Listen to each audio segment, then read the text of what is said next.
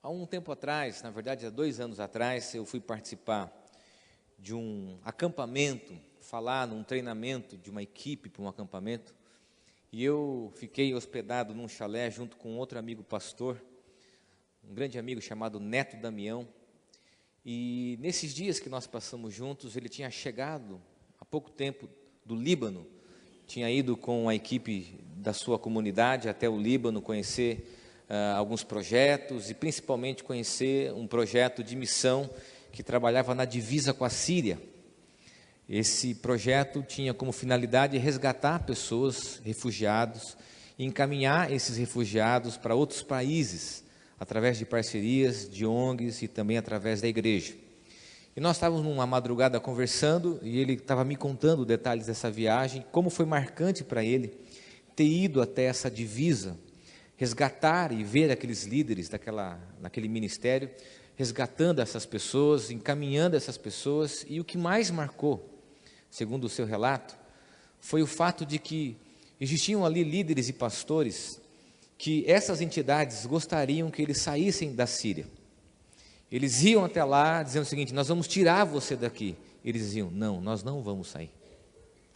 Diziam: não, nós vamos levar você para um outro lugar. Não, não, você pode levar essas pessoas que nós trouxemos até aqui, mas nós vamos permanecer.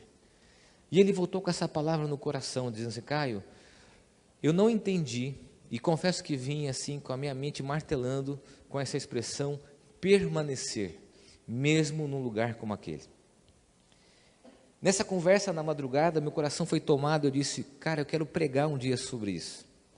O que faz com que pessoas fiquem numa situação adversa, num país em guerra, tendo a convicção de que é a vontade de Deus e que aquele lugar é o lugar para a vida deles, e que não se abatem pelas circunstâncias à volta, e têm o sentimento de dizer, a convicção, que eles gostariam de permanecer. É incrível isso. É incrível porque nós somos o oposto disso. A gente muda conforme as circunstâncias, nós somos volúveis. Quantos projetos, sonhos nós mudamos em função das circunstâncias, quantas cidades, quantos trabalhos, qualquer coisa que muda a nossa volta, nós mudamos. Nós não pagamos o preço, nós não enfrentamos, nós não permanecemos para enfrentar os nossos próprios limites e desafios, nós fugimos, nós negamos. E esses homens expressavam essa fé de permanecer ali, diante de um mundo em queda. Se a gente fizer aqui, claro, uma atualização devida, nós não vivemos o que a Síria vive, mas olhando para a nossa realidade brasileira, muitos de nós somos tomados a dizer isso: puxa, não vejo a oportunidade, se você puder, ou se eu puder, de ir embora, porque não tem como ficar, as circunstâncias são terríveis, cada semana, cada notícia piora. Mas isso não só se aplica à política brasileira, isso se aplica ao comportamento humano, a esse sentimento constante de que faz a gente sempre mudar. Diante dos desafios, mudamos. Circunstâncias mudam, a gente muda, porque nós temos uma incapacidade de enfrentar as circunstâncias da vida, de enfrentar os problemas que às vezes a vida nos coloca. E é exatamente sobre isso que eu gostaria de falar esse mês: permanecer. Não é fugir, não é negar, não é um next page, ir para uma outra página, não é para uma outra fase, mas é permanecer e viver com fé diante de um mundo em queda. Eu sei que muitos não gostariam de ouvir isso, gostariam de mudar, mas Deus nos diz esse mês que é para nós permanecermos. Que desafio! E um elemento fundamental para permanecermos é a coragem. Coragem no mundo de receios. Esse mundo que faz a gente duvidar das coisas e que faz a gente sempre pensar que o pior pode acontecer. A gente vive uma cultura que diz para nós que é muito melhor não corrermos riscos. É como se a vida fosse um jogo de futebol, onde a gente fecha o time, luta ali para se defender e torce para o empate. O importante é não tomar gol. Nessas horas, fecha a casinha, traz todo mundo para trás, porque o importante é não perder. Isso é o receio. É um sentimento que domina a gente e que faz sempre a gente considerar o pior a acontecer. Muita gente confunde esse sentimento, receio, com maturidade. Eu diria que maturidade é você avaliar os riscos, discernir, mas prosseguir. O receio faz a gente sempre avaliar o pior e não prosseguir, e não avançar, porque nós somos tomados sempre por esse sentimento de prejuízo. Então a gente fica ali na defensiva, querendo o quê? Mudar. Não vou avançar, vou fazer uma outra coisa, voltar para a primeira fase, para o primeiro nível do jogo, porque eu não consigo avançar. Não é assim? Eu sempre tive uma inabilidade tremenda de jogar videogame, eu não tenho problema com isso. Quem faz esse papel em casa é a Aline, que joga futebol com os meninos. Eu sou péssimo, eu não tenho coordenação, esquerda, direita.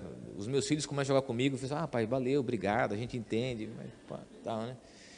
E eu não tive videogame na minha infância. Já na minha pré-adolescência, a minha sobrinha ganhou um videogame e eu fui tentar jogar, e eu era muito bom na primeira fase. Eu joguei essa primeira fase durante anos na minha vida, e me tornei especialista na primeira fase do Sonic. Por quê? Porque muitos de nós temos uma inabilidade de avançarmos para as etapas da vida. E eu quero ler com você uma história bíblica que vai nos ensinar como ter coragem no mundo de receios. A história bíblica que eu vou ler é uma história muito conhecida. Você recebeu uma tag, eu acredito que recebeu quando você entrou. É um versículo que nós gostamos de ouvir, mas eu queria que você compreendesse o contexto desse versículo, dessa palavra de Deus para Josué, de como que Deus fala isso a Josué, em que momento e como que Josué recebe essa palavra. Porque a gente gosta de recortar, sem compreender o que exatamente esse texto diz na perspectiva histórica e do seu contexto, ok? Então quero ler essa história para você. O livro de Josué conta essa transição do povo que está saindo do Egito e indo em direção à terra prometida, ok? A grande maioria aqui sabe, já ouviu dessa história. O povo estava escravizado no Egito. Deus levanta um homem chamado Moisés para ser o libertador desse povo. Caminham durante 40 anos no deserto e eles mandam lá 12 espias, 12 caras, 12 pessoas para olharem a terra prometida. Desses 12, apenas 2 têm uma visão positiva do futuro, e um desses 2 é Josué. Josué era alguém que tinha nascido no Egito, conviveu com Moisés, foi um dos auxiliares de Moisés, esteve ao lado de Moisés, era também um líder, foi liderado por Moisés, e nesse momento da história ele tem que assumir a liderança. E é interessante porque nesse relato que a gente vai ler aqui, ele é noticiado, ele é avisado da morte de Moisés. Então é o momento que Deus comunica a Josué que Moisés tinha morrido e que ele assumiria essa responsabilidade. Você já imaginou isso? Que pressão! Assumir um líder como Moisés, carismático, empreendedor, um líder que a comunidade aprendeu a respeitá-lo. Momentos difíceis ele se posicionou, caminhou com o povo, e na hora de ter a conquista, chegar no auge, ele falecer e passar o bastão para um auxiliar, para alguém que esteve ao seu lado, como Josué. E é nesse momento que começa a narrativa bíblica do livro de Josué. A morte de Moisés, a liderança de Josué na direção da conquista de Canaã, da terra prometida. Vamos ler? Sucedeu, depois da morte de Moisés, servo do Senhor, que este falou a Josué, filho de Num, servidor de Moisés, dizendo: Moisés, meu servo é morto. Dispõe-te agora, pasta esse Jordão, tu e todo esse povo. A terra que eu dou aos filhos de Israel, e todo lugar que pisar a planta do vosso pé, vou-lo tenho dado. Como eu prometi a Moisés, desde o deserto e o Líbano até o grande rio Eufrates, toda a terra dos heteus e até o mar grande para o poente do sol será vosso limite. Ninguém te poderá resistir todos os dias da tua vida. Como fui com Moisés, assim serei contigo. Não te deixarei e nem te desampararei. Sê forte e corajoso, porque tu farás este povo herdar a terra que sob juramento prometera dar aos seus pais.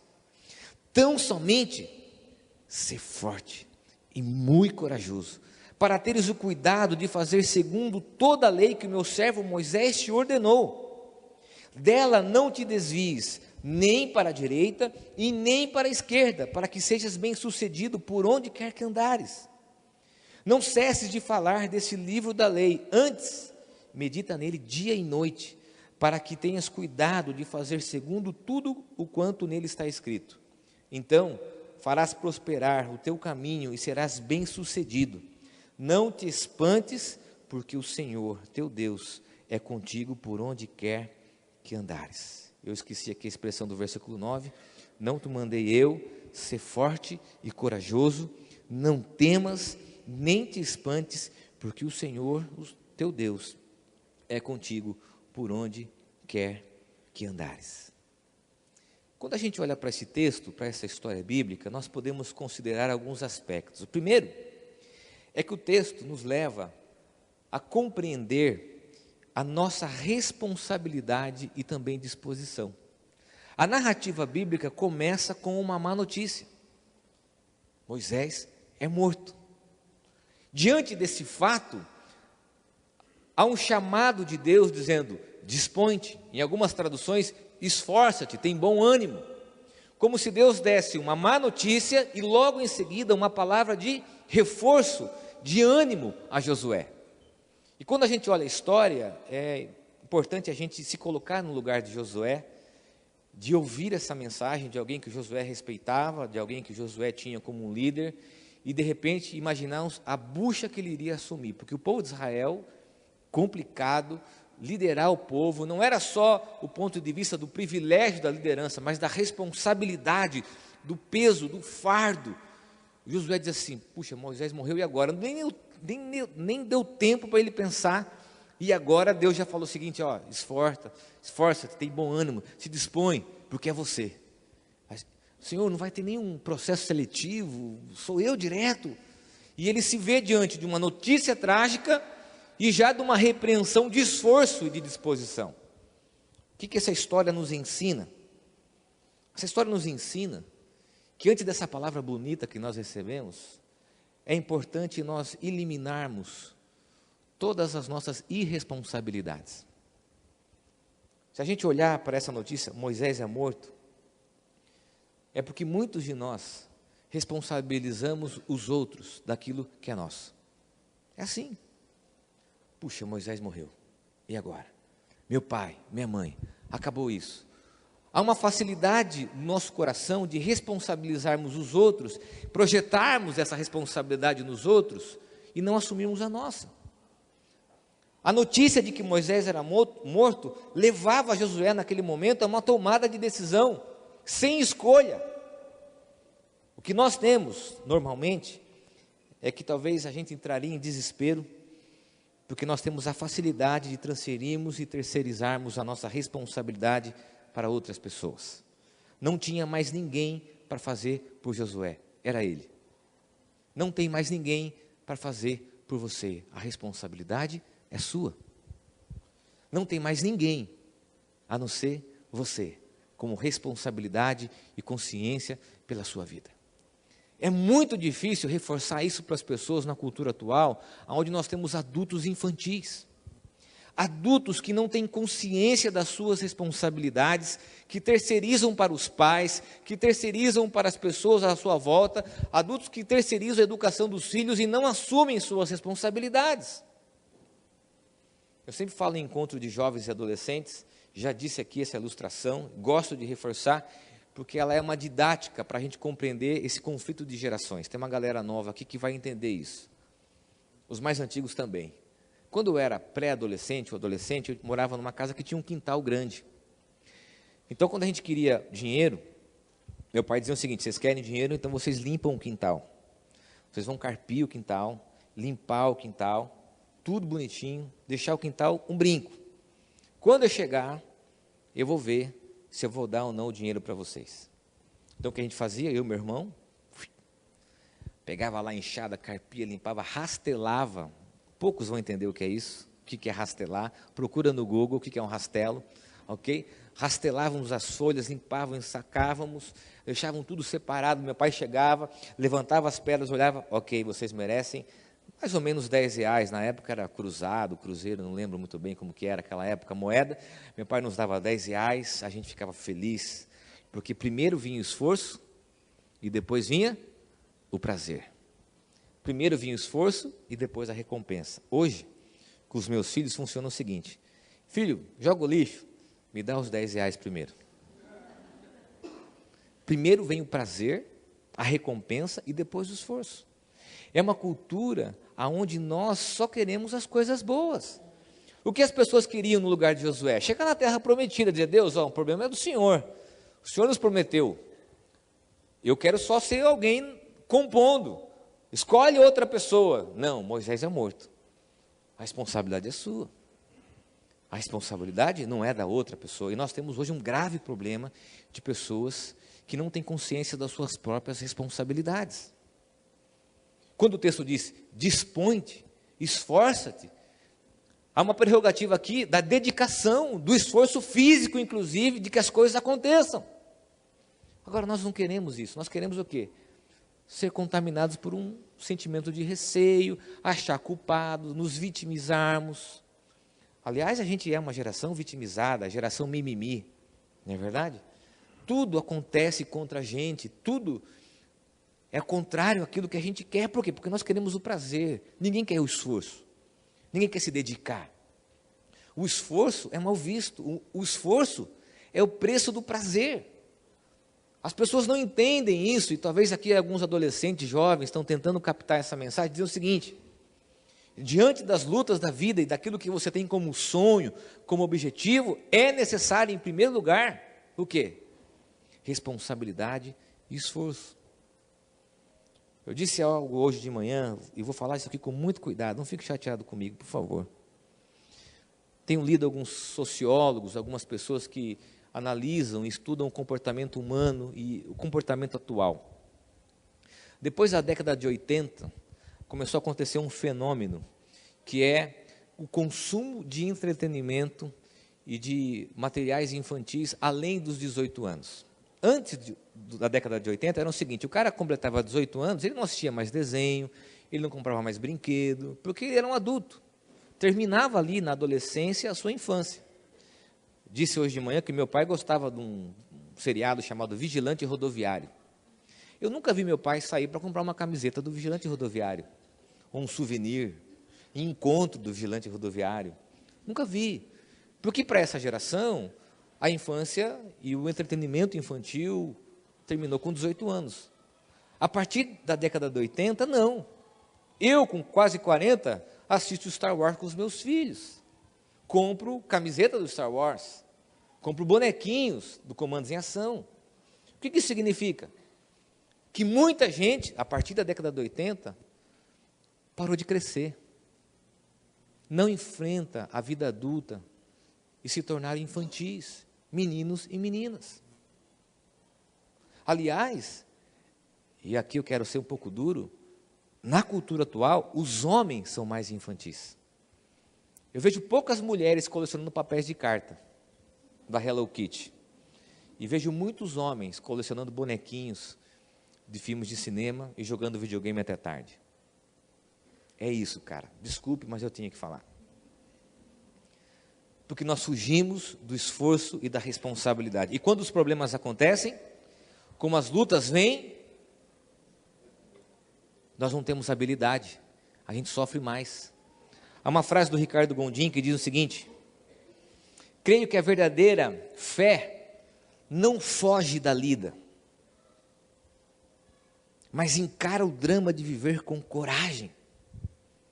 A verdadeira fé não foge do problema, não nega, não sublima, mas encara. E hoje nós não temos essa capacidade. Aliás, temos uma inabilidade. Qualquer gripe, nós criamos uma narrativa nas redes sociais, porque as pessoas hoje não sabem passar por lutas e dificuldades, sofrem crises. Casais jovens com uma inabilidade profunda de enfrentarem crises de relacionamento, casais com filhos que não sofrem com crises pequenas com os filhos, se desesperam, Por quê? Porque não entendem que a fé não nos faz fugir da lida, mas nos faz enfrentar o drama de viver. Deus diz para Josué, olha, ele nem amacia, né? Ele nem usa de neurolinguística, dizer assim, olha Josué, aliás, se Deus fizesse parte da confissão positiva, usaria de neurolinguística, dizendo assim, olha Josué, você é muito bom, viu? Estava vendo para você, você tem habilidades. Olha Josué, estava pensando aqui, se eu fosse substituir Moisés, você seria um bom líder. Né? Se pensasse nessa composição neurolinguística, Deus iria colocar os potenciais primeiro, as qualidades, para depois fazer o convite e o chamado. Deus não faz isso. Deus chega e diz o seguinte, na lata, Moisés é morto. Não tem mais responsabilidade sobre ele, agora é sobre você. Esforça-te, dispõe-te, tem bom ânimo. É exatamente aquilo que Deus nos diz essa noite. Olhe para a sua vida. Quer alcançar algo? Assuma a sua responsabilidade. Se esforce, dedique-se. Não fique achando que as coisas virão num passe de mágica e que Deus tem um compromisso de satisfazer os seus desejos.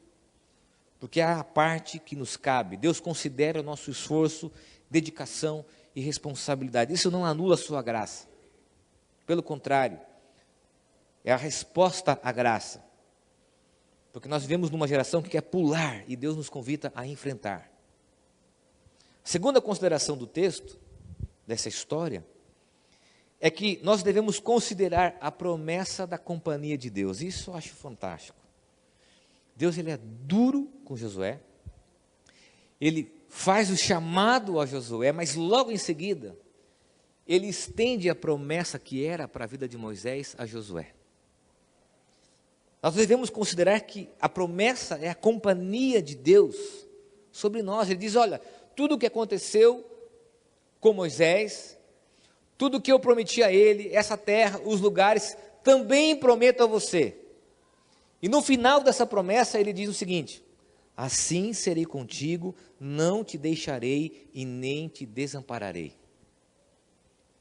Quando a gente estuda um pouco o contexto do Antigo Testamento, há um elemento no imaginário do povo de Israel, do povo hebreu, que é sempre relembrar o que Deus fez no passado.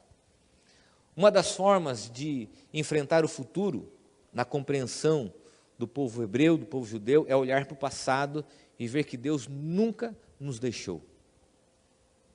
De que Deus agiu no passado, de que Ele age no presente e de que Ele age no futuro. Se nós olharmos para o texto, eu poderia dizer o seguinte, Deus esteve com a gente no passado, comigo, com você. Deus está no presente e Deus estará comigo e com você no futuro. Sabe o que o receio faz? A gente olha para o nosso país e diz o seguinte, nossa, as coisas não vão melhorar. Como que vai ser daqui a alguns anos? E Deus diz assim, olha, eu estarei com você. A consciência da companhia de Deus. O encorajamento aqui é seguido dessa promessa da companhia de Deus. De relembrarmos o que Deus fez no passado, do que Deus pode fazer no presente, de que Deus estará no futuro. E Deus diz isso para você hoje, olha, eu sei que você tem preocupações, tensões, receios, ansiedades, mas assim como eu estive com você na sua vida, estou hoje, eu vou estar também no futuro. Faça esse exercício, não precisa me responder, só pense, Deus algum dia te deixou? Algum dia você se viu sozinho? Deus algum dia cruzou os braços para você? Deus algum dia deixou de cuidar de você? Não. Quando nós olhamos para o passado, nós vemos a providência de Deus e a certeza de que a companhia dEle vai estar com a gente. Uma das coisas que permeiam o meu coração e da minha esposa, às vezes mais no dela do que no meu, é de que nós não estamos sozinhos para aquilo que pode acontecer no nosso futuro. Nós não estamos sozinhos. Pode vir dias difíceis, e virão. A gente sabe disso, nós temos um filho que nos traz essa consciência, mas nós também temos, olhando para o passado, a consciência de que nós não estamos sozinhos. E é essa promessa que Deus faz a Josué naquele momento. Josué, assim como eu estive com Moisés, eu vou estar com você. E Deus dizendo para nós essa noite, assim como eu estive com Moisés, com Josué, Ele estará com a gente. Não é demais isso? Saber, olharmos para a nossa história de vida, reconhecermos que Deus esteve ali e de que Ele sempre estará ao nosso lado, nos prometendo que nunca nos desamparará. Tim Keller diz o seguinte: a paz de Deus não é a ausência do medo, mas a certeza da presença de Deus. É isso. Por que aqueles caras permanecem na Síria? Por causa disso. Porque eles têm consciência de que não estão sozinhos. Terceira consideração do texto.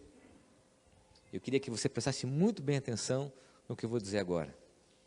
O texto nos faz considerar que a palavra de coragem não é para os fortes, para os capacitados e corajosos, mas para aqueles que constantemente vacilam e têm receios dos fracassos futuros. Os estudiosos, comentaristas, ao olharem para esse texto, dizem o seguinte, que Deus repete o convite, na verdade Deus incentiva, essa é a melhor frase, Josué 3 vezes, insistentemente, dizendo, ser forte e corajoso. Nas transições dos momentos do texto, ele diz de novo, ser forte e corajoso. E no final do texto, exatamente como você tem na sua tag, Deus diz assim, ser forte e corajoso. Um comentarista em especial diz que essa palavra, ela não é um grito, mas é um sussurro de Deus nos ouvidos de Josué. E quando eu vi isso, eu comecei a imaginar esse texto, sinceramente, eu não imagino Deus dizendo isso para um Anderson Silva entrando num octógono, um cara forte. Eu não imagino Deus falando isso para um cara que tem capacidade, inteligência emocional, força, lá se aquecendo, com todo o respeito quem faz esse tipo de... Não é essa a ideia. Mas eu não imagino Deus falando isso para quem tem capacidade. Sabe o que eu imagino nesse texto? Deus falando para alguém franzino, com as pernas cambaleando, como eu assim, magrinho, cabeçudinho, que às vezes pensa em desanimar, e Deus dizendo assim, Caio, ser forte e corajoso. E ele repete pela segunda vez, ser forte e corajoso. E a terceira vez, ser forte e corajoso. Ele diz isso para pessoas que sabem que podem errar, que reconhecem suas incapacidades, que reconhecem as suas fragilidades. Deus não diz isso para o cara que está indo com o peito cheio. Pode vir, o problema é que eu estou preparado. Deus diz isso para aqueles que muitas vezes se sentem covardes diante daquilo que virá. E Deus sussurrando, eu estou com você, ser forte e corajoso. Aquele cara que entra, eu fico imaginando essa sensação. Uma vez, nós estávamos aqui, o Léo estava junto com o grupo da igreja, nós fomos visitar uma academia e nós entramos no octógono. Na hora que o cara fechou aqui, ele fez trek. Eu estava sozinho lá. Eu, sozinho, fiquei com medo. Eu fico imaginando a reação de um lutador profissional, ainda mais de um cara franzino, entrando naquilo com um cara forte. E Deus dizendo no ouvido, ser forte e corajoso. Ser forte e corajoso. Deus sabe exatamente quem nós somos. E por isso que Ele repete esse encorajamento por 3 vezes. Porque Ele sabe das nossas limitações, fragilidades e também do grande desafio que viria pela frente na vida de Josué. E Ele diz insistentemente, ser forte e corajoso. Repetindo, ser forte e corajoso. Porque Ele é nosso grande incentivador. John Piper, diz o seguinte, a coragem nem sempre ruge. Às vezes ela é a voz silenciosa ao final do dia que diz, tentarei novamente amanhã. É Deus dizendo assim, ser forte e corajoso. Ser forte e corajoso. A aplicação disso para a nossa vida é que Deus está dizendo para você que tem medo, que tem receio, que tem fragilidades, que se vê incapaz, que se vê consumido por uma série de sentimentos que mostram a nossa fragilidade. Deus dizendo para você assim, ser forte e corajoso. Se Moisés e se Josué fossem fortes e corajosos, não era preciso Deus dizer isso e repetir isso por 3 vezes. Moisés, porque chegou um momento que disse, sozinho eu não vou. Se você não for comigo, eu não vou. Josué, e a história mostra isso, ainda sendo um sucessor, tendo que vir a assumir uma responsabilidade, ouvir de Deus, insistentemente, um incentivo e um encorajamento. Olhe para a vida com coragem. Ouça Deus dizendo para você ser forte e corajoso. Eu recebi um texto semana passada, é um texto anônimo, então eu não quis colocar na projeção para não assumir responsabilidades e talvez errar. Diz assim: é preciso ter força para manter-se em forma, mas é preciso coragem para ficar de pé. É preciso ter força para esconder os próprios males, mas é preciso coragem para demonstrá-los. É preciso ter força para suportar o abuso, mas é preciso coragem para fazê-lo parar. É preciso ter força para ficar sozinho, mas é preciso coragem para pedir apoio. É preciso ter força para sobreviver, mas é preciso coragem para viver.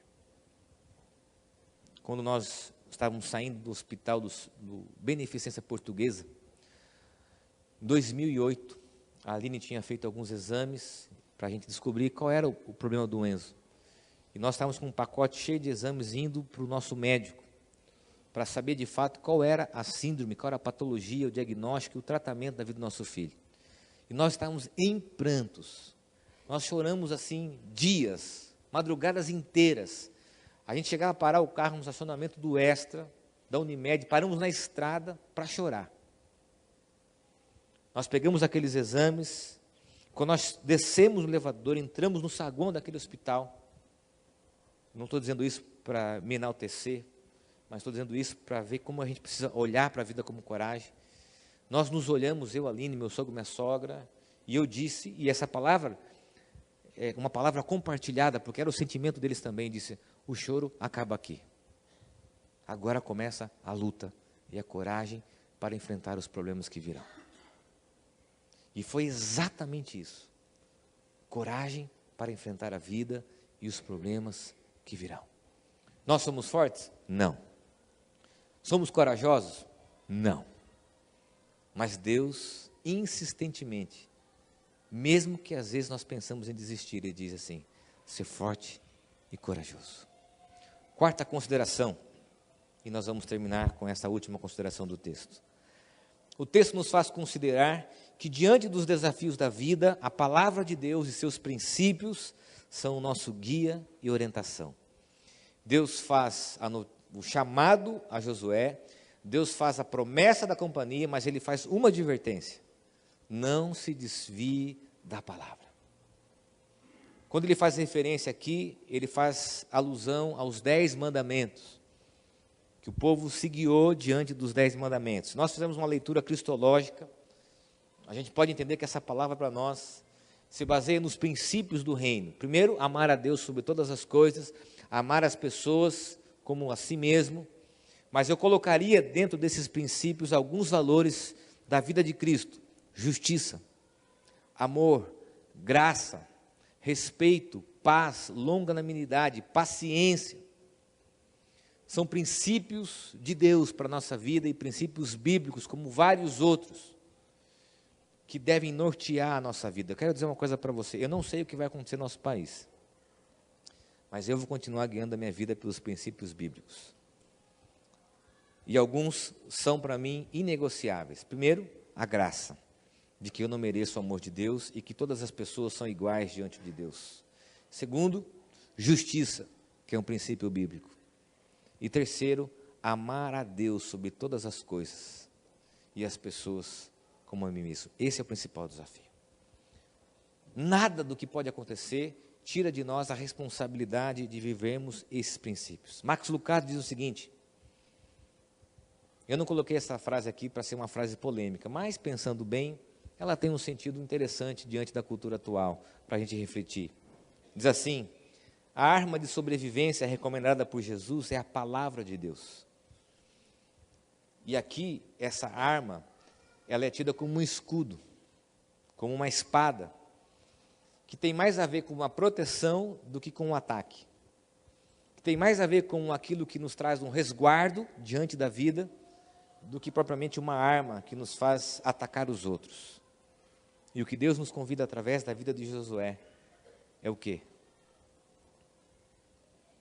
Termos na palavra o nosso manual e o nosso guia para a terra prometida. Quero terminar com uma frase do Brennan Mann que diz o seguinte: escolher a luz de Deus na noite escura do desespero é um ato heróico de coragem.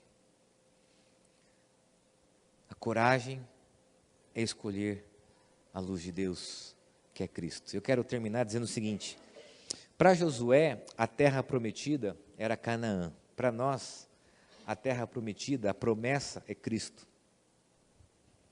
Cristo é a promessa de Deus para a nossa vida. Para Josué, o alvo era Canaã.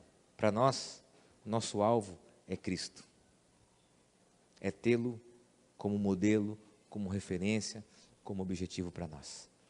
Para isso é preciso o quê? Esforço, dedicação, coragem, e é preciso ter na palavra o princípio para seguirmos a Cristo.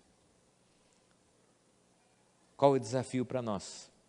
Diante de tudo que a gente está vivendo, coragem.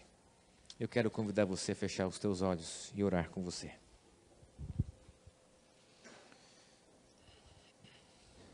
Eu sei que são muitos os problemas e lutas que todos nós enfrentamos. E Deus diz para nós: a responsabilidade é sua. Como marido, como mulher, como esposa, como parceiro, como filha, como pai, como amigo, é sua. Esforce-te, dedique-se.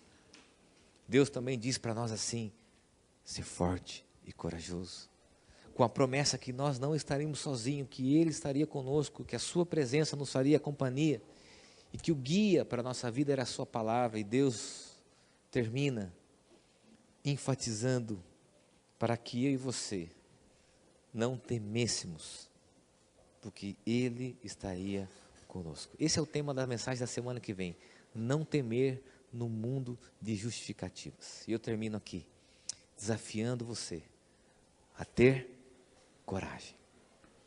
Senhor, nós somos fracos, vacilamos, medrosos, receosos, incrédulos muitas vezes, e precisamos dessa palavra. Precisamos ouvir do Senhor essa palavra que divide com a gente, ó Deus, a responsabilidade das situações à nossa volta.